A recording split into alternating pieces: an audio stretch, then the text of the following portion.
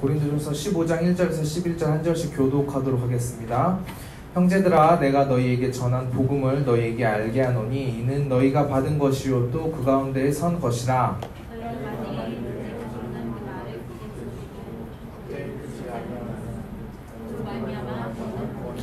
내가 받을 걸 먼저 너희에게 전하였노니 이는 성경대로 그리스도께서 우리 죄를 위하여 죽으시고 게바에게 보이시고 후에 12 제자에게와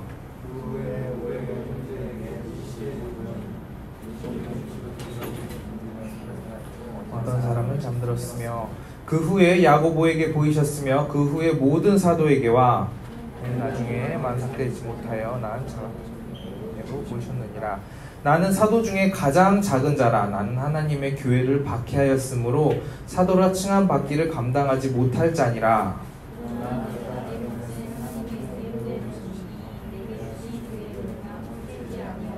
내가 모든 사도보다 더 많이 수고하였으나 내가 한 것이 아니요 오직 나와 함께 하신 하나님의 은혜로다.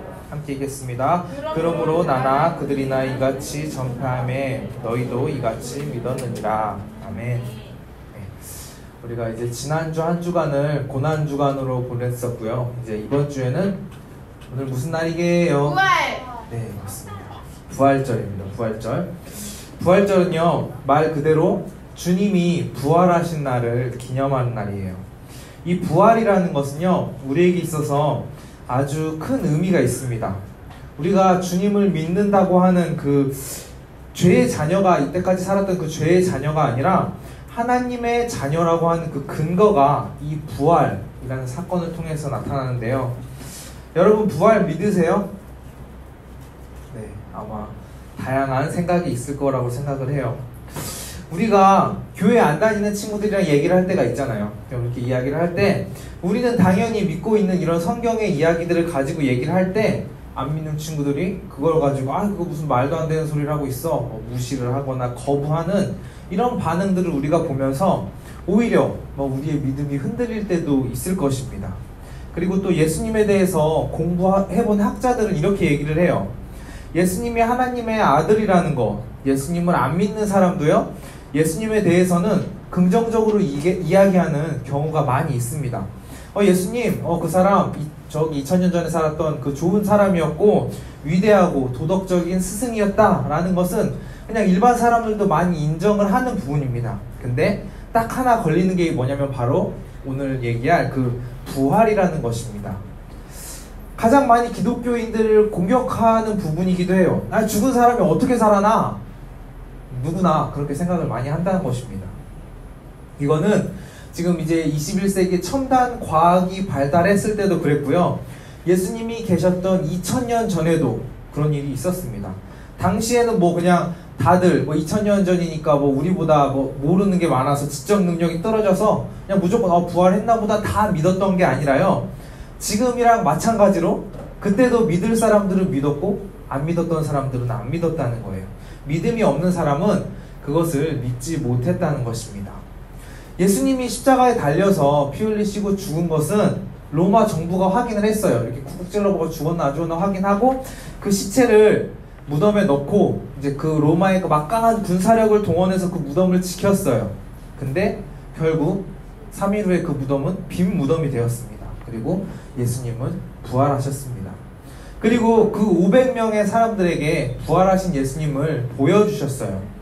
작년에 제가 어떤 본 영화 중에 제가 제목을 잃어버렸는데 예수님이 지금도 세상 어디에 살아있대요. 사람처럼 숨어서. 그래가지고 십자가 사건은 사실 죽었다가 부활한 게 아니라 태초부터 지금까지 살아오는 중에 어디서 이렇게 잠시 숨을 멈추고 이렇게 죽은 듯이 며칠 동안 자다가 깨어나는 무슨 그런 기술을 예수님이 배워서 그걸로 죽은 척을 하고 몰래 무덤에서 도망 나왔다 이런 얘기가 나오는 영화가 있었어요. 근데 이런 걸 보면서 저는 차라리 상식적으로 무슨 이런 예수님이 잠시 자다가 일어나는 기술을 배웠다 이런 얘기를 하기보다 차라리 부활했다라고 하는 게 더 말이 되겠다라는 생각을 하긴 해봤는데, 제가 처음 이야기했던 것처럼 이 부활이라는 것은요, 우리가 믿음, 우리가 신앙생활, 교회 다니는 데 있어서 가장 근본이 되는 기초라는 거예요. 엄청나게 중요한 내용입니다. 근데 반대로 일반적으로 쉽게 믿어지지 않는 내용이기도 하다는 거예요. 자, 그럼 어떻게 해야 될까요? 어떻게 해야 될까요? 어떻게 해야 될까요? 네, 우리가 부활절을 보내면서 오늘 본문 속에 바울은 어떻게 이야기하는지 한번 말씀을 보도록 하겠습니다. 1절 말씀 우리 한번 네, 자, 한번 읽어보겠습니다. 시작! 형제들아, 내가 너희에게 전한 복음을 너희에게 알게 하노니 이는 너희가 받은 것이요 또 그 가운데 선 것이라. 부활을 이야기하면서 우리가 복음이라는 것을 빼고 이야기할 수는 없을 거예요. 여기서 복음이라고 이야기하는데 복음은 뭘까요? 복음. 네. 복음은 뭘까요? 복음은요, 그리스도 안에서 하나님이 구원하신 그 사역에 대한 메시지입니다. 그럼 이 메시지 안에, 이 구원이라는 메시지 안에 복음이 포함될까요? 안 될까요? 네, 당연히 되게요. 복음이랑 구원은 따로 이야기할 수가 없을 거예요. 이 바울은요, 이 말씀을 보는 사람에게 지금 뭐라고 이야기하냐면, 너네들은 지금 이미 이 복음의 메시지를 이미 받았고 또 그 복음 가운데 지금 서 있다라고 확신하고 있습니다. 여러분들은 다 복음을 들었어요. 이미 다 들은 사람들입니다. 집을 짓는데 기둥을 단단하지 않는 걸로 지으면 바람이 불거나 뭐 어떤 일이 생기면 기둥이 막 무너지고 막 부서지면 금방 그 집 자체가 무너지는 것처럼, 우리가 이 복음의 가운데 서 있다라는 것은 그냥 가볍게 쉽게 흔들리는 것이 아니라 단단하고 흔들리지 않는 것에 위에 우리가 설 수 있는데, 그만큼 이 복음이라는 것, 이 부활이라는 게 우리의 신앙에 있어서 기초가 되는 중요한 내용이라는 것을 지금 말씀하고 있다는 것입니다. 2절 한번 읽어보겠습니다. 시작! 너희가 만일 내가 전한 그 말을 굳게 들으시고 헛되이 믿지 아니하였으면 그로 말미암아 구원을 받으리라. 그래서 바울은 이렇게 이야기해요. 바울이 전한 그 말, 여기서는 지금 복음을 이야기하고 있죠. 이 복음을 가지고 너네가 이 복음을 제대로 지키고 제대로 믿었다면 그것을 통해서 너네는 구원을 받을 수 있다라고 이야기를 합니다. 오직 우리는요, 이 복음을 통해서만 구원을 받을 수 있습니다. 이 복음이 뭐냐면 예수님이 우리를 위해 죽으시고 부활하신 것에 대한 그 복된 소식이 바로 복음이라는 것입니다. 이 구원에는 또 중요한 조건이 있어요. 뭐냐면 이 말씀처럼 이 복된 소식, 이 복음을 우리가 굳게 지킬 때 구원을 얻을 수 있다는 것입니다. 이 고린도전서 전체적으로 보면 이 전반적으로 바울이 이야기하고 있는 게 있는데요. 지금 우리가 옆 사람을 한번 보면 얘가 지금 주님을 잘 믿고 있는 건지, 아니면 얘가 그냥 교회만 다니는 건지, 아니면 얘가 맨날 보면 핸드폰만 하거나 맨날 졸고 있는데 얘가 제대로 믿음이 있는지 없는지 구분이 안 될 거예요. 옆 사람을 보면. 근데 시간이 흐르면 구원을 얻는 믿음과 그렇지 못하는 가짜 믿음이 구별될 것이다 라고 이 고린도전서 전체적으로 바울은 이야기를 하고 있습니다. 그래서 바울은 여기서 이렇게 얘기합니다. 너네 이거를 굳게 지켜야 된다 라고 이야기하는 거예요. 주님을 믿는 복음을 한번 내가 언젠가 믿었다고 하더라도 그 복음을 지키지 않으면, 그 믿음을 지키지 않으면 헛되이 믿었다 라고 바울은 경고하기도 하는데요. 이 믿음이라는 것은 지속적인 것입니다. 그러니까 쭉 이어지는 거라는 거예요. 어디 가서 우리가 놀이동산 뭐 티켓 끊는 것처럼 한번 딱 난 예전에 믿었어 라고 해서 끝나는 게 아니라는 것입니다.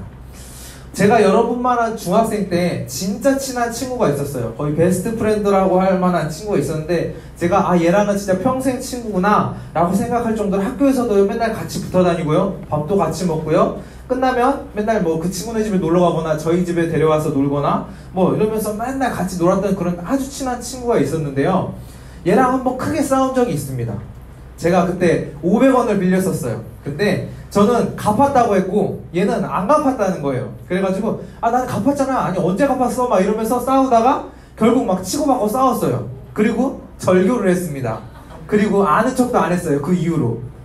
지금 생각하면요, 그까지서 500원 그냥 줘도 아무것도 아니에요. 5,000원 뭐 줘도 5만원 아무것도 아니지만 평생 친구일 줄 알았는데 그 500원 그거에 가지고 친한 관계가 깨진 것처럼요, 우리가 주님을 한번 잠깐 믿었다고 해서 언젠가 우리가 예전에 하나님에 대한 그 사랑을 받고 주님 정말 사랑 고백하면서 감사합니다, 주님 사랑합니다 했다고 해서 그게 영원하지는 않다는 것이에요. 우리가 그 사랑을, 주님에 대한 믿음을 항상 붙들기를 힘써야 된다는 것입니다. 바울은 지금 이것을 경고하고 있다는 것입니다. 우리 3절 4절 한번 읽어보겠습니다. 시작. 내가 받은 것을 먼저 너희에게 전하였노니 이는 성경대로 그리스도께서 우리 죄를 위하여 죽으시고 장사 지낸 바 되셨다가 성경대로 사흘 만에 다시 살아나사. 네, 그러면서 이 믿음에 대해서 이야기를 하면서 이제 부활을 믿어야 되는 이유를 지금 설명을 하고 있습니다.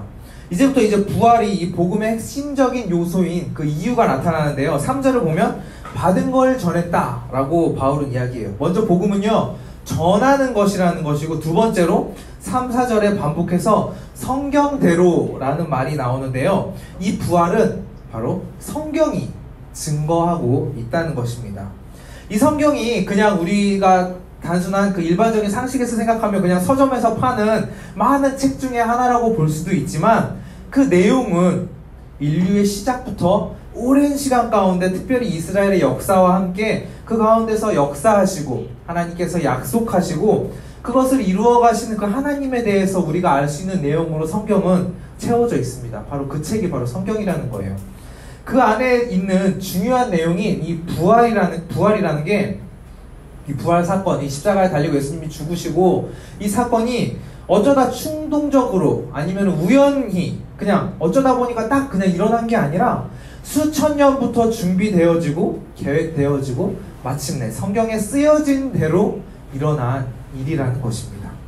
특별히 이 말씀에서 부활의 과정에 대해서도 볼 수 있는데요.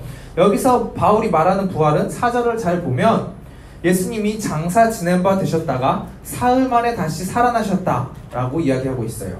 우리가 쉽게 잘못 생각하는 경우가 있는데, 바울은 예수님이 스스로 살아났다, 스스로 살리셨다 라고 이야기하지 않습니다.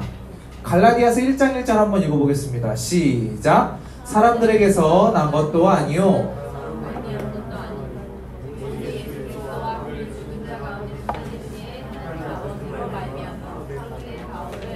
예수님을 죽은 자 가운데서 살린 분이 누구일까요? 네, 하나님 아버지라고 성경은 이야기하고 있어요. 지난주에 우리가 겟세마네에서 그렇게 기도하시는 예수님의 모습을 봤었는데, 하나님 아버지께서는 수천 년부터 하셨던 그 약속대로, 그냥 충동적인 게 아니라 그 약속, 이스라엘 백성과 한 약속, 인간과 한 약속대로, 말씀대로 예수님을 살리셨고 그 부활은 결국 이루어졌다는 것입니다. 그리고 바울은 여기서 부활의 한 가지 증거를 더 보여줍니다. 5절에서 우리 8절까지 한번 쭉 읽어볼게요. 5절 시작. 게바에게 보이시고 후에 12제자에게와 그 후에 500여 형제에게 일시에 보이셨나니 그 중에 지금까지 대다수는 살아있고 어떤 사람은 잠들었으며 그 후에 야고보에게 보이셨으며 그 후에 모든 사도에게와 맨 나중에 만삭되지 못하여 나은 자 같은 내게도 보이셨느니라. 예수님이 부활하셨다는 게 아무도 보지 못하게 그냥 아무도 없는 데서 혼자 나 살았다 하고 뿅 살아나고 그냥 아무도 모르게 딱 사라졌다 라고 만약에 거짓말로 지어냈다고 한다면 증거도 없고 혼자 살아났다 혼자 없어지면 누가 알아요? 아무도 믿을 수 없을 것입니다. 근데 예수님께서는요, 살아나고 혼자 그냥 없어지신 게 아니라 자기의 모습을 많은 사람들에게 보여주셨다는 것입니다. 우리가 만약에 여기 나왔던 사람들처럼 예수님을 직접 만나봤다면 주님을 믿어야 한다고, 주님이 부활하셨다라고 이야기할 필요도 없겠지만 지금 우리는 이제 예수님의 시대와 다른 시대를 살아가고 있어요. 그래서 우리는 이것을 보지 못하니까 증언하는, 이 많은 사람이 봤다라고 증언하는 성경을 지금 믿어야 하는 상황이라는 것입니다. 우리는요, TV나 핸드폰 뭐 이런 미디어 매체들을 통해서 우리가 직접 보지 않은 것들을 쉽게 접하고 그것들이 사실이라고 많이 믿습니다. 상식이라는 이 세상이 만들어 놓은 그 틀 안에서 그것들을 이야기하는 것은 그냥 거기서, 그러니까 TV에서 나오는 거나 뭐 유튜브에서 나오는 거나 실제로 보지 않아도 그냥 다 사실이라고 자연스럽게 믿는다는 거예요. 근데 이 부활에 대해서는 나 못 봤으니까 못 믿어요 라고 이야기를 한다면 이것은 단순히 못 봤기 때문에 못 믿는다 라는 이유라고 얘기할 수가 없다는 거예요. 이 부활은요, 저와 여러분에게 그리고 온 인류에게 주어진 축복입니다. 아무것도 아닌 죄인인 그런 우리에게 하나님의 자녀로 인도하시는 하나님의 그 놀라운 은혜의 사건이라는 것입니다. 여기서 바울은 자기가 나는 이 은혜 받은 사람입니다 라고 고백하고 있는데요, 우리가 9절 한번 읽어보겠습니다. 9절 시작. 나는 사도 중에 가장 작은 자라. 나는 하나님의 교회를 박해하였으므로 사도라 칭함받기를 감당하지 못한 10절. 그러나 내가 나된 것은 하나님의 은혜로 된 것이니 내가 주신 그의 은혜가 헛되지 아니하여 내가 모든 사도보다 더 많이 수고하였으나 내가 한 것이 아니요 오직 나와 함께 하신 은혜로다. 바울은요 자기 자신은 아주 작은 자이고 하나님의 교회를 괴롭혔기 때문에 나는 사도라고 부를 자격도 없는 사람입니다 라고 이야기하고 있어요. 근데 그렇게 이야기하면서도 바울은 자기 스스로가 어떤 사람인지 나의 가치가 어느 정도인지 정확히 알고 있었습니다. 이 작은 자를 하나님께서 어떻게 하시는지 우리가 10절을 방금 읽었는데 자기 자신을 돌아보면서 자기가 그리스도인이면서 여기서 나의 나된 것이 내가 사도로 불리는 이유는 뭐냐면 나는 하나님의 은혜 받은 사람이기 때문에 난 하나님의 은혜 때문에 여기에 있다는 것을 바울은 조금도 의심하지 않았다는 거예요. 처음에 내가 주님을 믿게 된 것도 하나님의 은혜이고 내가 믿음의 삶을 살아가고 사도로서의 삶을 살아가는 그 모든 것이 다 하나님의 은혜라는 것입니다. 우리가 성경을 좀 보면 알겠지만 그냥 팩트만 따지고 그냥 성경에 있는 것만 보고 따져도 바울은요 어떤 사도보다 어떤 사람들보다 더 수고했던 사람이에요. 아마 성경에서 제일 많이 선교한 사람이 바울이라고 할 수 있을 만큼 정말 복음 들고 다녔던 그 사람이 바울이라고 할 수 있을 만큼 일도 엄청 많이 하고 고생도 엄청 많이 하게 했습니다. 신약 성경을 보면 알겠지만 사도행전 초반까지만 이제 베드로랑 다른 사도들이 조금 나오고요. 그 성경 뒤쪽에 후반에는 대부분이 다 누구의 이야기냐면 사도 바울 이야기입니다. 이것만 봐도 우리가 바울이 얼마나 헌신하고 열심히 살았는지 알 수 있어요. 그냥 이 팩트만 보고 따져도 바울은 엄청난 사람이었다는 거예요. 근데 바울은 그런 거 가지고 내가 이만큼 더 고생 많이 했으니까 내가 더 잘났어. 나 이렇게 고생했으니까 하나님이 나를 더 세워주시는 거야 라고 이렇게 나 잘났다라고 이야기하는 것이 아니라 자기의 힘으로 한 것은 아무것도 없다 라고 하나님 앞에 이렇게 강조하고 있다는 거예요. 이 한 절에만 제가 노란색으로 한 것처럼 하나님의 은혜라는 게 3번 나와요. 다 하나님의 은혜이고 그 은혜가 없으면 아무것도 아니라는 것을 바울은 너무 잘 알고 있었다는 것입니다. 그렇기 때문에 자기가 한 것들, 자기가 이룬 것들을 하나도 자랑할 수가 없었다는 거예요. 바울이 이런 사람이었기 때문에 하나님은 아마 바울을 사용하셨다고 생각합니다. 그래서 11절에 보면 부활도 마찬가지예요. 바로 하나님의 은혜라는 것을 우리가 믿어야 한다는 것입니다. 오늘 본문에 등장하는 복음, 그리고 부활, 하나님의 은혜, 이 3가지는요 뗄래야 뗄 수 없는 관계에 있습니다. 부활은 확실한 사실입니다. 성경에서 예언하신 말씀대로 이루어진 것이고 증인들도 있어요. 이 사실을 우리는 하나님의 은혜로 믿고 받아들일 때 이것이 우리 안에 복음이 된다는 것입니다. 처음 이야기했지만 사람들이 가장 믿기 어려운 그 사건이 바로 예수님이 부활하셨다라는 거예요. 그런데 성경에서는요 우리가 생각하는 것 이상으로 다양하고 확실한 증거를 성경을 통해서 이야기를 하고 있습니다. 우리에게 보여주고 있다는 것이에요. 왜냐하면 이 부활이라는 내용이 그만큼 우리에게 있어서 중요한 내용이기 때문입니다. 이것 외에도 여자들에게 예수님이 또 자신을 보여주시기도 했어요. 근데 바울은 당시 이제 로마법에 여자들은 증인으로 쓸 수가 없었어요. 그래서 지금 고린도 사람들을 설득해야 되기 때문에 여자들을 봤다라는 건 이제 그 설득력이 없어서 이야기하지 않은 것뿐이지 그것보다 많은 사람들이 예수님의 부활을 증인으로 목격했다는 것입니다. 특별히 우리가 오늘 부활절이잖아요. 이 부활절을 맞이해서 우리가 부활에 대해서 다시 한번 생각을 해봤으면 좋겠습니다. 우리가 부활을 믿지 못한다라는 것은요 진리의 말씀을 우리가 못 들어봤거나 모르거나 말씀 자체가 불완전해서가 아닙니다. 귀가 닳도록 예수님에 대해서 들었지만 우리가 왜 안 믿어지냐면 우리의 마음이 이미 거부하고 있기 때문이라는 것입니다. 그런데 이 부활의 신앙은 우리에게 있어서 아주 중요합니다. 이게 없는 신앙은 금방 무너지는 그런 신앙일 수밖에 없어요. 이 구원까지 나아갈 수 있는 신앙이 예수님의 그 십자가 부활 그리고 그것에 대한 믿음인데 이게 없으면 하나님 앞에 나아갈 수가 없다는 것입니다. 혹시라도 나는 이거 없어도 나는 교회 잘 다니니까 나는 어릴 때부터 교회 잘 다녔으니까 나는 구원 받겠지 라고 생각을 하고 있다면 그것은 착각일 수 있다는 것입니다. 부활절에 죽음 이야기를 해서 죄송한데 여러분 지금 죽으면 구원 받을 수 있으실 것 같은가요? 아니면 여러분이 죽는다면 여러분들을 사람이 어떻게 기억하실 것 같은가요? 다른 주변 사람들이? 아니면 그것보다 사실 주님이 우리가 주님 앞에 섰을 때 너 그 땅에서 뭐 하다 왔니? 라고 물어보면 여러분 주님 앞에 뭐라고 말씀할 수 있을까요? 요즘 제 주변에 죽음에 대해서 생각하게 되는 일들이 이상하게 많이 일어나요. 저번에도 잠깐 이야기한 적이 있는데 그것 말고도 또 주변에 어떤 사람이 그 20대 초반의 나이로 세상을 떠났습니다. 제가 이렇게 뭐 막 해서 겁주는 건 아니지만 우리는 사실요 언제든지 뭐 하나님 부르시면 시간 상관없고 나이 상관없고 언제든지 부르시면 갈 수밖에 없어요. 근데 그게 언제일지 모르지만 주님이 부르실 때 아직 은혜 받지 못했던 제자들이나 그 바울처럼 예수님을 아직도 내가 막 부인을 하고 있고 예수님을 아직도 십자가에 못 박고 있고 복음을 핍박하는 자리에 우리가 있다면 예수님이 부르실 때 우리가 그러고 있다가 예수님이 불러서 갔다면 정말 생각만 해도 정말 아찔할 수밖에 없을 것입니다. 그렇기 때문에 우리가 아직도 그 자리에 있다면 하나님의 은혜를 우리가 한시라도 빨리 구해야 합니다.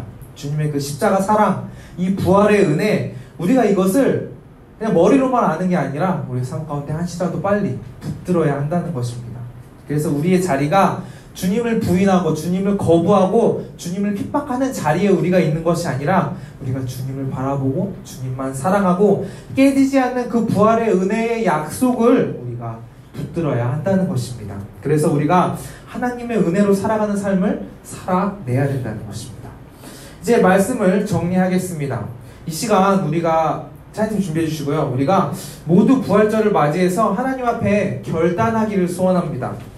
이제 우리가 세 가지 기도 제목을 먼저 놓고 기도했으면 좋겠는데요. 먼저 첫 번째는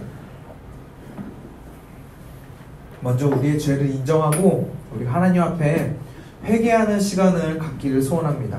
우리가 여태까지 나도 모르게 하나님과 상관없이 내 마음대로 살았던 삶, 주님이 계시는 것을 알면서도 우리가 존재 자체를 무시하고 그냥 내 뜻대로 내 마음대로 했던 것들, 반복된 죄를 지으면서 십자가에 계속 내가 주님을 못 받고 있는 것은 아닌지 우리가 돌아보면서 우리가 살아온 삶을 돌아보면서 하나님 앞에 회개할 것들을 내려놓고 우리가 잠시 찬양하고 또 이렇게 기도하기를 소원합니다. 우리 함께 찬양하겠습니다.